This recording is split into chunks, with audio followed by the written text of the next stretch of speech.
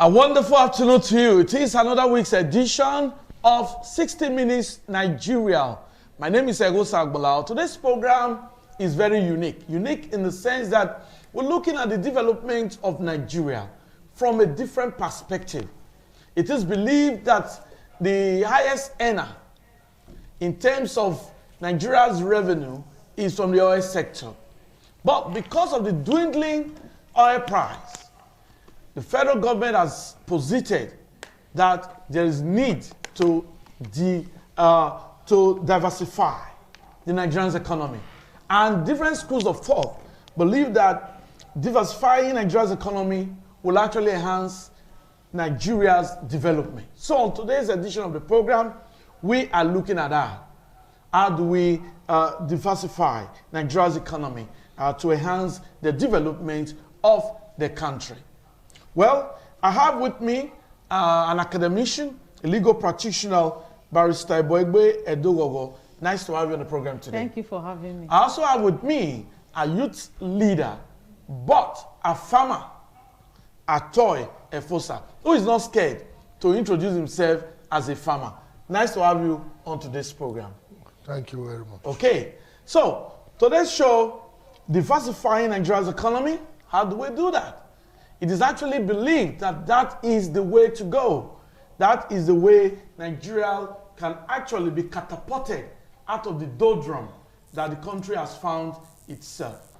Okay, diversifying Nigeria's economy to enhance the development of the country is our focus today. And like I said, we have with us from the academia and the legal practitioner, Barrister Eboegbe Edogogo. Once again, welcome to the program. Thank you. We also have with us a very seasoned analyst, a youth leader, but a farmer. Nice to have. He's actually the chairman of the Palm, what's it called? Oil Palm Produce Association. Okay, Oil Palm Produce Association. So he's not shy to introduce himself as a farmer. So nice to have you, Atoy Efosa. Thank you. Okay, so yes, after the introductory remarks, how do we go? We're going to start with you, Efosa Atoy, because you are a farmer, you are a practical man. Now, the overdependence on crude oil is failing nations of the world. So Nigeria is not an exception. Nigeria is affected. Now, the eyes of the federal government is opened in terms of the drivers of the economy, operators of the economy. It is believed now that we need to diversify the economy. We don't need to overdepend on it. And one of the ways that have been identified is agriculture. President Muhammadu Buhari has never hidden his intentions to ensure that Nigerians go back to farming. But we'll come back to all of that. But how do we really go about this issue? Thank you very much. I would say Happy New Month to you and to my... Oh, thank you very much. That's and true. Today is the 1st of July. Yeah. And this week is occupied because the month of June ended this week. Okay. And we are still in the week and we are celebrating a new month. That's very unique. So it's unique to us today, and we thank Almighty God for giving us life. Okay. Yes, when we call agriculture, everybody look back. It's because of the way our fathers did it. Agriculture is the rainy thing. 2 days ago, we did the official flagging up of this year's season, planting season for oil palm. And the governor and others were invited. It was a grand ceremony. We are telling Nigerians, the Edo people, that our next area of concentration is agriculture. And we are using oil palm as a rally point, a case study to put future in our life. The era of going to read medicine, want to be a lawyer, those are good discipline. But the America we all run to, farmers run the economy. Because we've discovered that without food, you cannot even study well. And Nigerians were just depending on importation, rice, assuming the president did not move ahead to block. At the time they said, why would they stop rice? Well, we can, he said, produce what we eat. Today, a bag of rice would have gotten to 800, 80 naira, 80,000 per bag. But you can see the level of the way everything stability okay. On rice is stable, because we now enjoy our ingrown rice. We now eat our rice. They've improved. Those days, stone, but now we eat what we produce. And in the area where I'm an expert in the oil palm, we are trying to repackage to bring the business. It's no longer a farm, it's a business, because we see graduates today, they will have a stand. What do you do? Say, I'm doing Babu Jebu. What do you do? POS. You can't name all those business here. Excuse me. Just say they are doing business. They are doing business. And I keep on telling them, what you do as that, all those small business, if you go into farming as an uptaker, the women who are doing this business, they have houses. They are doing where they train their children. But the business is not exposed. But now we are trying to say, look, let us go into the technology which Mr. Governor is trying to sell. Who is Mr. Governor? The governor of Edo State. Okay. I will tell you this, is throwing his weight on us, though we've not seen it directly, but those other his policies encouraging agriculture. And the PS is really working with us to make sure that the genuine farmers, let me use the word, genuine farmers, why we are suffering it today is because the previous government, whenever they bring money for farmers, it's been politicized. Money will be diverted to friends and cronies. But this time around, the president is saying, no, I want to know the farmers, and I'll give it to the governor. He said, no, it's not business as usual. If you are a farmer, we identify your farm, we'll know where you farm, what you are doing, and we can assist. And in that case, I'll tell you, it's just a short while. Once we start moving, you will see that there will be employment, there will be engagement, there will be improvement, and our youth. I'm talking about the youth because I'm still a youth. I'm chasing 50. I'm still a youth, and I'm telling some persons that it is better we start doing it now. Doing what now? Farming. Okay. And the farming is not. You can see the way I'm looking. I'm not working in the bank. I'm not in a oil company. But though I'm in the oil industry. The palm oil. Don't tell me which industry. Yeah. I'm in the oil industry. You're palm oil industry. You call it palm, don't worry. But I'm in the oil industry. Okay, we'll come back to that toy. Well, that's not to bring down agriculture. No. It's just on the lighter side. Agriculture is being emphasized by the federal government, by the state government, and we are happy that it's part of the way to actually diversify Nigeria's economy. But we have somebody from the academia, who knows how the economy can also be turned around. Yes, what's your take on this new dimension? Well, the reality before us is that Nigeria's economy is dwindling negatively. Okay. And the necessity to now diversify the economy cannot be overemphasized. Yes. Reliance on crude oil has failed. That's why you see today Nigerian government is borrowing and borrowing and borrowing. And there is no future ahead if we fail to diversify our source of income. There are many areas, a plethora of areas whereby we can get other sources of income. We can go into farming, you can go into manufacturing, you can go into tourism, and all of that. But the reality before us is the political will to do all this. Do we have it in Nigeria? I think that is what is lacking. Before the discovery of oil, Nigerians were giants in farming.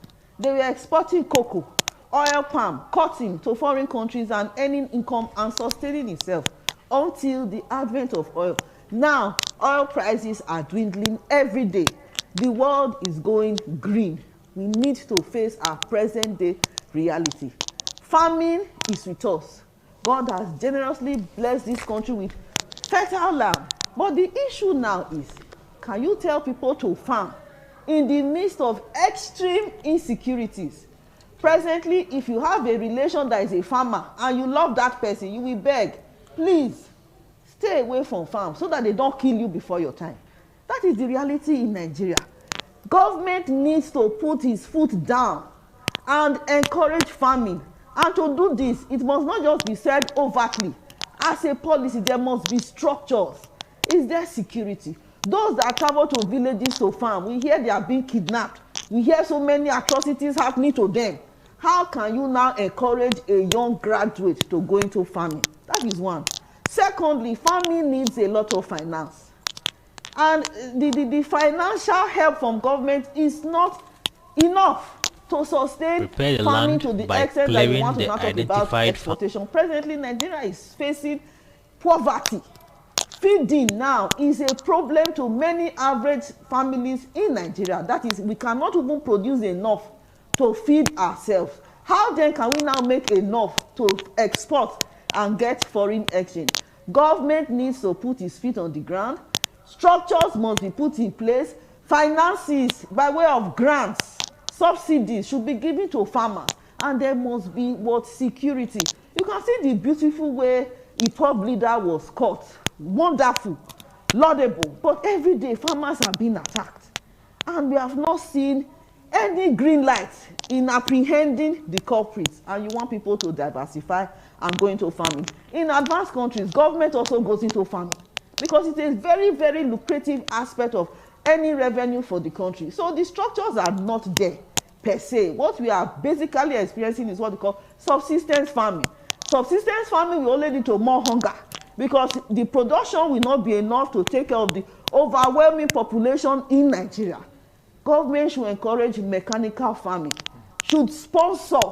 People should be trained in farming. It's a thing of joy. It's a thing of pride to be trained in agriculture and be an expert in that area.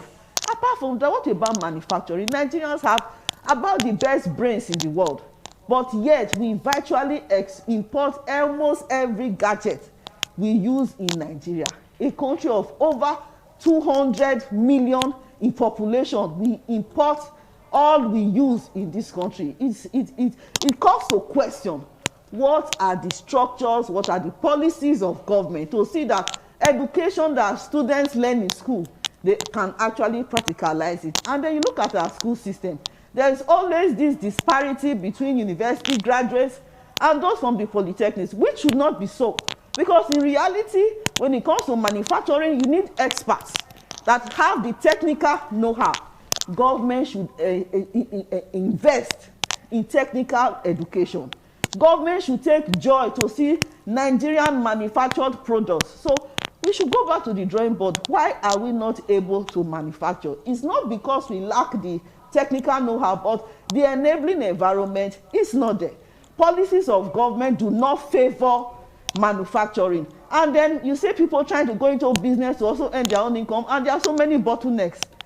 All forms of taxations. When you study economics and you want to promote any activity, you reduce the tax. Give them grants from paying tax for a certain while, and you will see people flourishing. In this country, more than half of the population, they are youths, able-bodied youths, but they are not being positively occupied. That's why you have all the crimes you can imagine going on in Nigeria. I think we have the human capital to effectively diversify our economy. Government should go back to agriculture. Government should invest in manufacturing. Government should invest in tourism.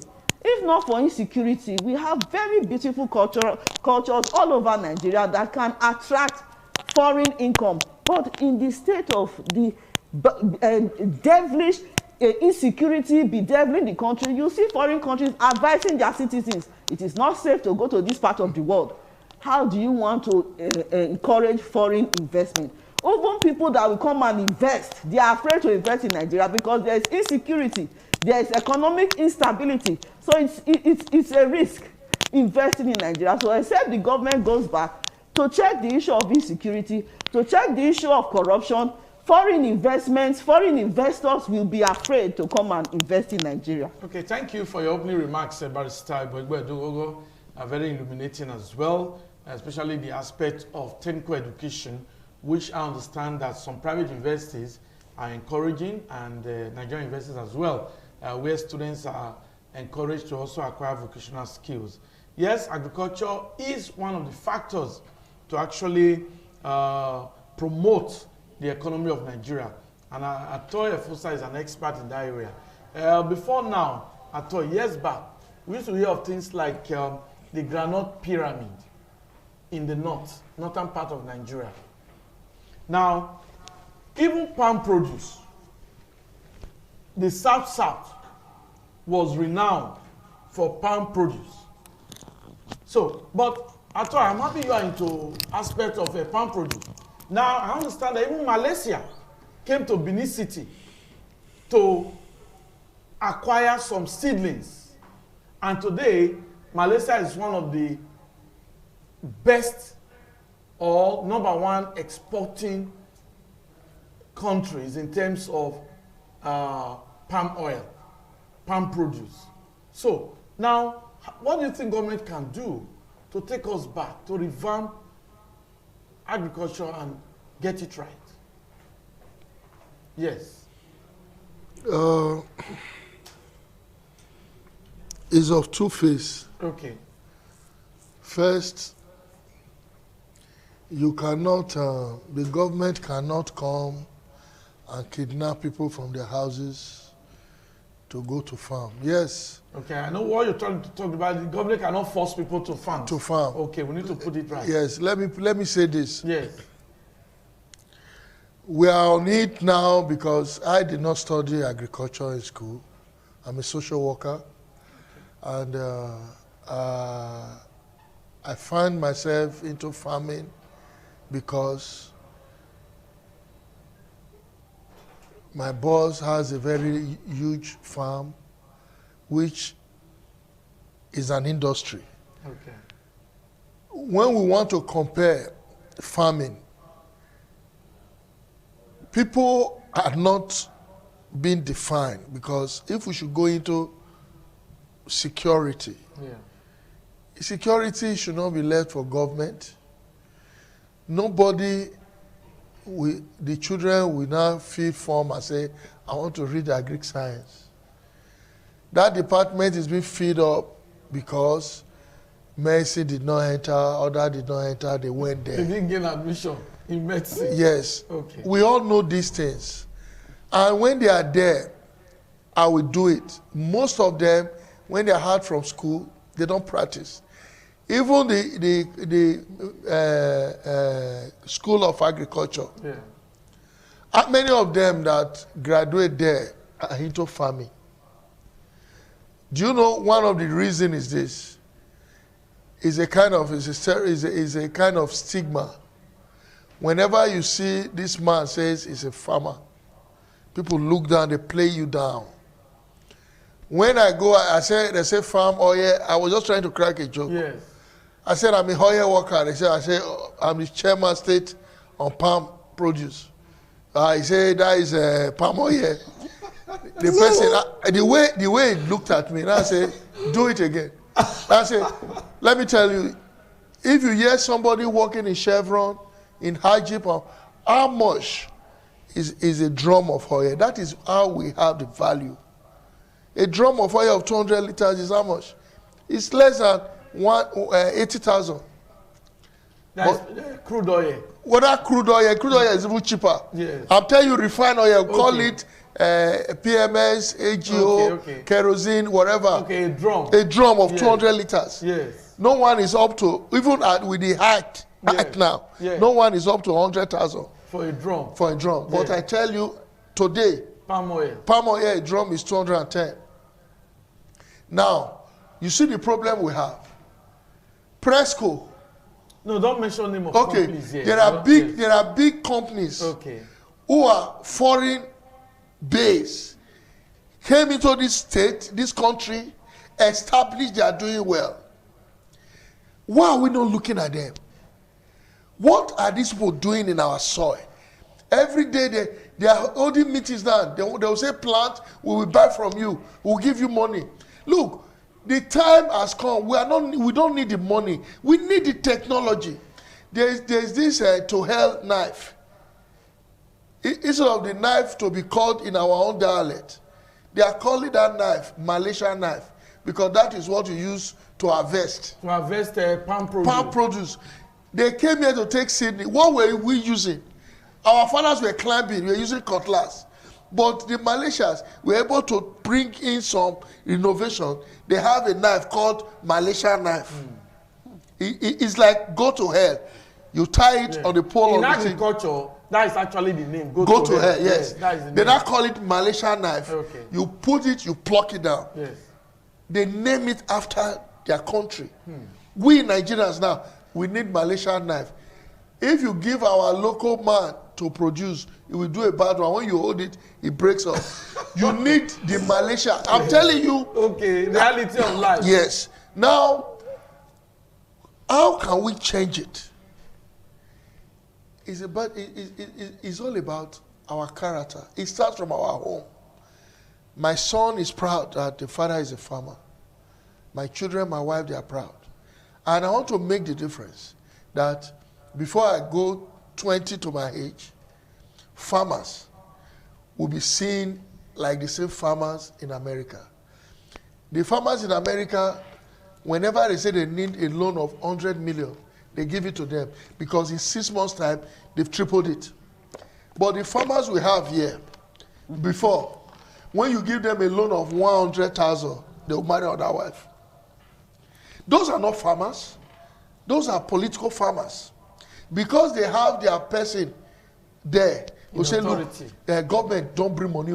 The money that is available now is for farmers. So you come and register, get a cooperative, get this, get that, get that. You think you are helping the system. You are not. At the end of it all, that money that would have been invested into something that will bring something is now used to buy television, a new car. Those are not agricultural products. And that has been the problem we have in this part of the country.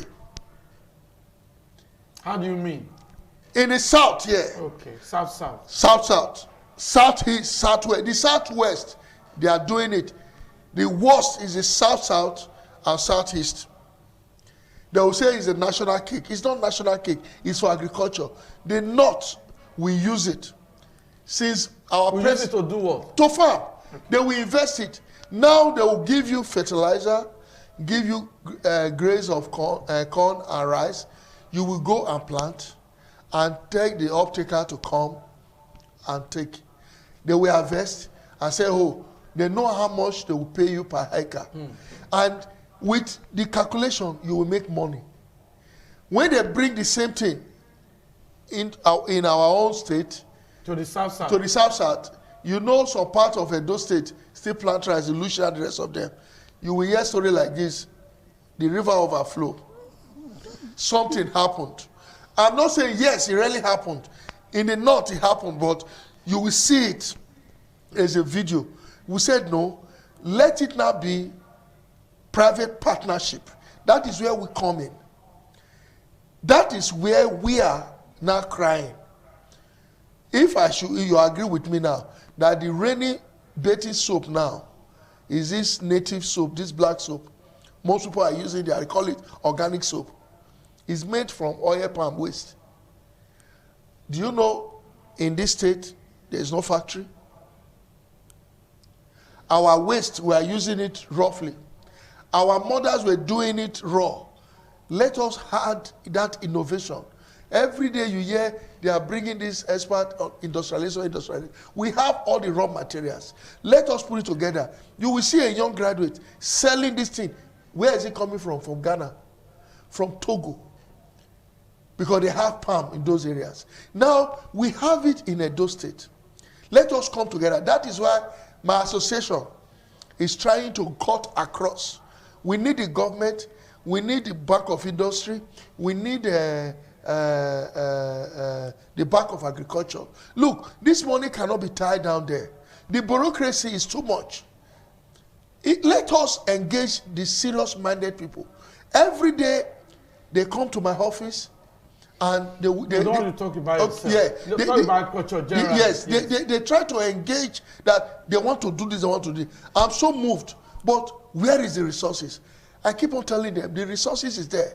Okay. I'm happy that the CBN came to the flag up and he said, "Oh, we've seen it. We've seen it." I was just about saying that. Yes. The CBN borrower scheme. It's for agriculture. Let me tell you, there are beautiful programs in CBN on agriculture. Okay. But do you know, we are the youth, the academicians, those who are there, who read newspaper, social media, not about the IPOB is being kidnapped or be captured on this, on that. Let us give some positive awareness about telling the youth, oh, there is this program of youth. Do you know they put a age bracket which none of us here? They say between 19 to 29. 19 for farming. Okay. Now those are real youth. Real youth, 19 to 21. Because if those of those age bracket believe in that cause, I'll tell you this: the youth we have now, not in our days, whenever they have something, they protect it. They'll say, my own. In our days, we're not having this technological thing. You see those days, a car, we use it to groove. But now, today, we have Uber. They don't call it taxi. They call it taxify. They make don't mention this. Just talk general. I don't understand what you're talking about. Do you know why I'm saying it? Farming has gone into technology. Okay, I was going to come to that. Yes. Now, that technology that you're talking about, Barrister Dogo also talked about it. Yes. The need to add technology, because subsistence farming is what we are used to. People just farm at their backyard and they say they are farmers. But you can only produce a little thing just for your immediate family. You cannot sustain your neighbor. So how can technology be introduced? We'll come back to your toy. But let's also get the thoughts of Boegbe. Now, even in universities, polytechnics, the federal government is also encouraging NYC scheme. I understand they are being encouraged to acquire vocational skills. So, do you think if the youths are encouraged to actually acquire vocational skills, it will also help the economy? Do you think so? Well, naturally. Yeah. In Nigeria now, there's hardly any form of employment. Majority of youths graduate, 5 years, 6 years, no form of employment. They are forced by the forces of survival to do anything to survive. And one of those options is farming. But the truth is that for us to go beyond subsistence farming, we need the conscious intervention of government. Okay. Because mechanized farming requires heavy machines, requires large acres of land, which an individual cannot provide for himself. And this is where government comes in. In advanced jurisdictions, government always has a stake in farming. Just the same way in Nigeria, government has a very big stake in oil. Government should now diversify and have a stake in farming. You should talk about mechanized agriculture, whereby you have experts. People are trained to take care of birds. People are trained to take care of cattle, not this form of nomadic farm whereby cattle are now disturbing all over the country. Okay. It's very crude. It's a very backward. We are going to continue from there, but we have to take a break now. Okay, and when we return, my guest will continue on the program.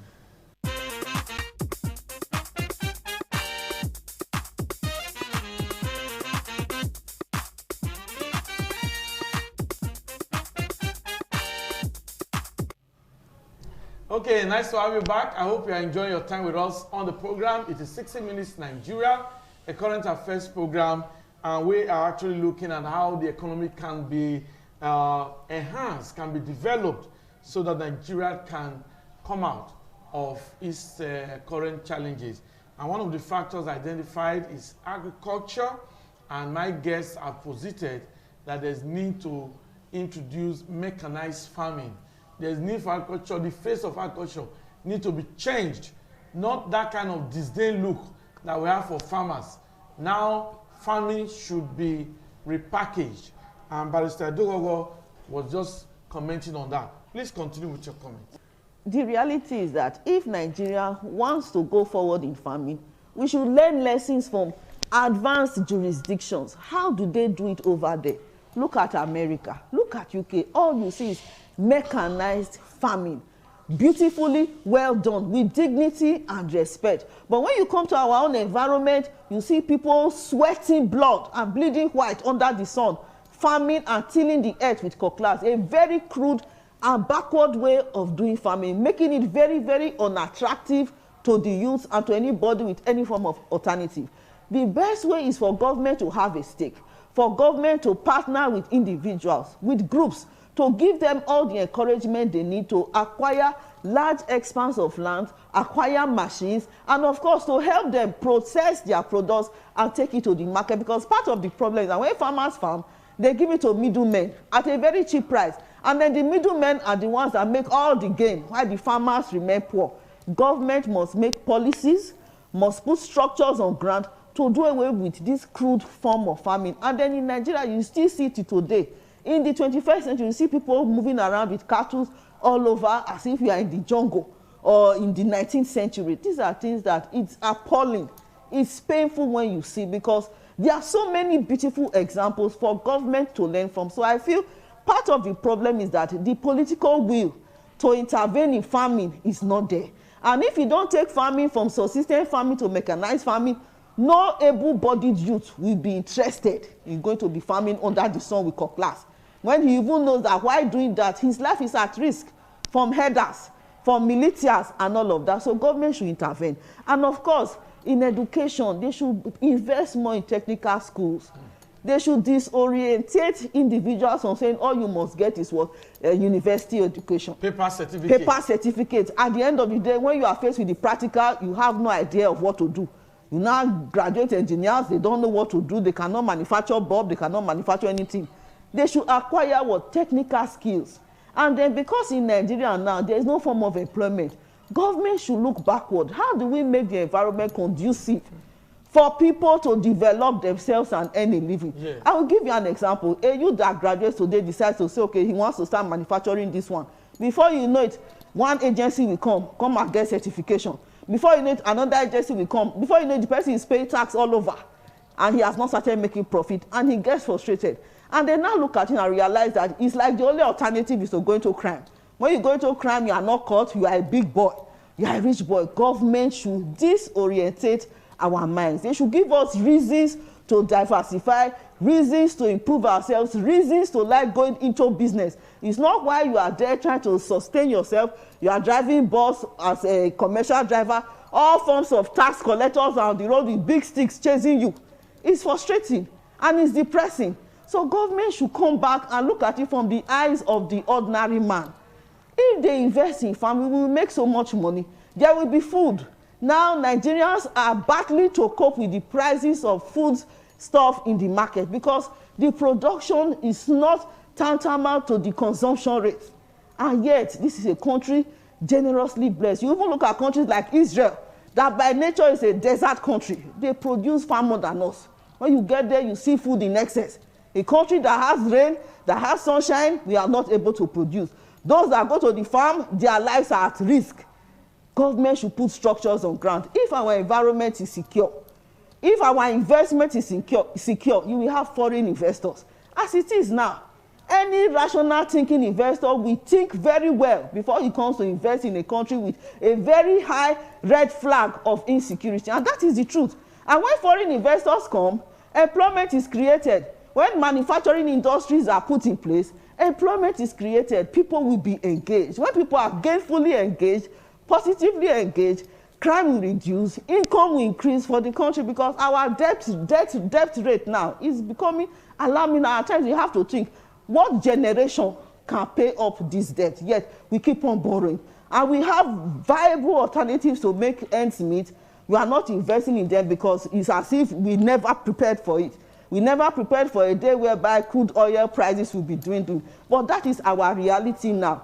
Government should go back. All these headsmen, all the militia, all the criminals, they should be flushed out just the same way they were able to capture Nnamdi Kanu. They captured him. That was brilliant. They should also use that energy to capture all those people disturbing farmers. Those that want to go into manufacture, encourage them. Don't harass them with pay tax. You see people open schools just to keep themselves busy. They are pay tax all over. You put your signboard, you pay tax for the signboard. How do they want you to help yourself when there is no employment? So government should look back into the structure, go back to the drawing board, look at issues from the eyes of the poor man, not from the eyes of the rich man. They will be able to address the problems of Nigeria. Thank you very much. That was very lengthy and very enlightening as well. Well, we have a farmer in our midst. He's really talking about how this farming should be done. Yes, I thought you keep talking about the youths. Very many youths are discouraged from taking to farming. How can they be encouraged? That is why we are there now. The truth is this, the barrister said something. Until they see changes in the way government is doing business. You know, government is continuous. Yeah. I'm not speaking for this government. Okay. What we are seeing now, some persons might have a different view, but my own view is this. The governor of this state now is thorough, is doing things as if it's his own property. And when a man told that part, he's very careful. Okay. He knows whatever goes wrong, his name will be called upon. And you see, when change like this come, people are always reacting. I'm a farmer politician that does not play my politics with sentiment. For farmers to go ahead, as I'm here now, people don't like my approach because I told them farming is business. I want a situation whereby we can add to the IGRO of the state. But we call the government, there is no road to our farms. There is insecurity. We want to take over that forest. My business, my farming, we don't plant cassava, we plant palm. It's eco-friendly. Our biggest challenge now, let me tell you, is this community people. I have not seen where community owns land, where a government is existing. A community will say, we own this land. That is purely an aberration. But people, they've for years, they've been doing this business. They will go into the farm, a cash crop like palm, carry machine, bulldoze everything. They'll say, go and get a CFO. We'll pay to government. And government is not doing anything. I'm crying. I told the speaker, told other people, I said, look, you can't say we should go green. The one we planted before people came to government are being uprooted, and we are planting. Another government will come and they will uproot it. It is now we need a law, first, an executive order. The way the government, look, they were doing business in the school, secondary school, primary school premises, obituary, burial, or whatever event. The school was made for an event center. It happened. It was an order the governor gave. And it stopped immediately. What springed up? Event centers. People are now making money paying tax. That is the role of government. If government should come into farming, which they are doing, they've done the big, now they are going, WAM, just be very careful. We did some flag off recently. They are working, there's a paperwork. The governor now is thorough. Whatever you want to do must be on black and white. You will prove to him. Once he's convinced, he brings experts. He have all experts around him. I give it to him for that because I'm able to know this because I'm representing a unit and I go through the ministry and I know what they keep on asking me is doctors and other things. Now, what will make the economy? I told them, if I will only speak for oil palm, but the challenges I'm having is the challenges others are having. Let me tell you, the cost of Gary today, let me tell you, last 2 years I planted Gary was very cheap. I did not plant this last year. This year, Gary, a bag now is 15,000. Where they buy it from the village is not that money. The cost of transportation is huge. And the Agberu, okay, union. the union, or I call them, we know them as Agberu, the middlemen. Yeah. They call them off-takers. What they buy, do you know there's still a place where you can go and buy a bag of Gary, 7,000?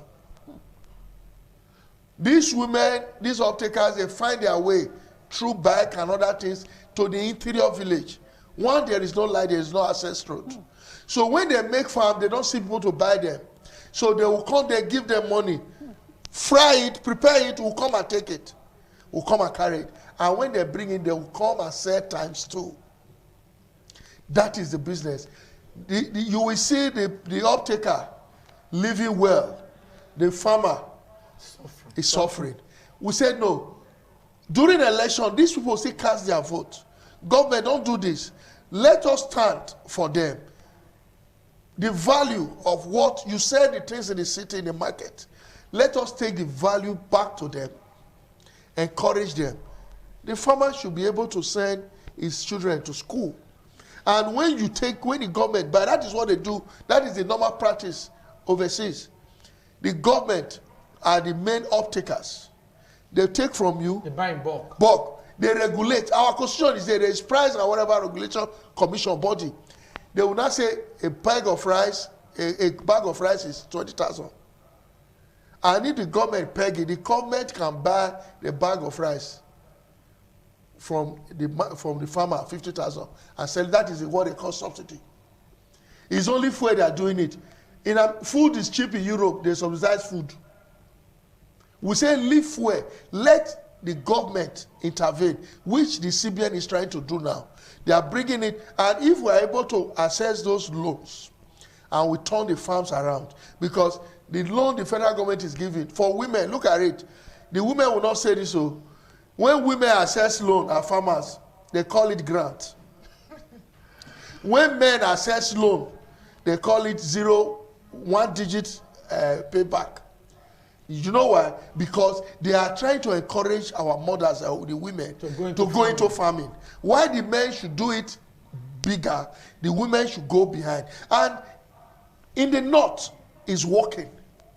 Because most of them that work in the north are females. But in the south, the farmers we have here are male. Those who trade are off-takers are females.